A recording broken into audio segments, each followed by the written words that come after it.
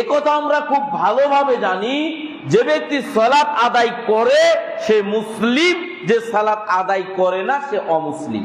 কে বলছেন? স্বয়ং নবী মুহাম্মদ রাসূলুল্লাহ সাল্লাল্লাহু আলাইহি ওয়াসাল্লাম বলছেন যে বাইনাল আবদুল কুফরে তারকুস সালাহ, যে সালাত আদায় করে সে মুসলিম, যে সালাত আদায় করে না সে কাফের।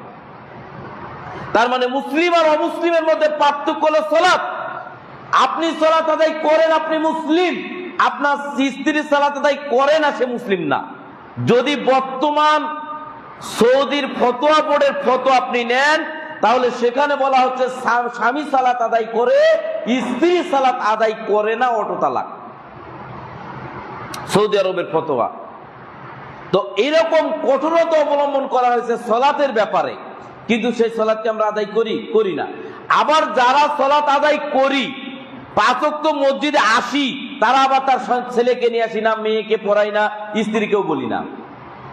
মানে আমি বাঁচতে চাচ্ছি জাহান্নামের আগুন থেকে, সালাত আদায় করার মাধ্যমে আমি জাহান্নামের আগুন থেকে বাঁচবো, কিন্তু আমার ছেলে কোথায়, আমার মেয়ে কোথায়, আমার স্ত্রী কোথায়? আপনি সালাত আদায়ের মাধ্যমে জাহান্নামের আগুন থেকে বাঁচবেন।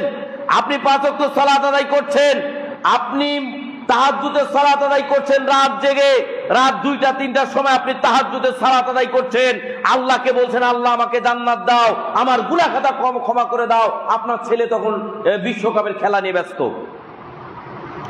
আপনার মেয়ে তখন কোথায়? আপনি রাত 3টার সময় তাহাজ্জুদের সালাত আদায় করছেন মসজিদে, আপনার মেয়ে কোথায়? আপনার মেয়ে ট্রেনিং করে আরেকজন ছেলের চরিত্র ধ্বংস করতে লাগিয়ে দিয়ে আপনি তাহাজ্জুদের সালাত আদায় করে জান্নাত কামনা করছেন। এই জান্নাত কোনোদিন আপনার পক্ষে সম্ভব নয়।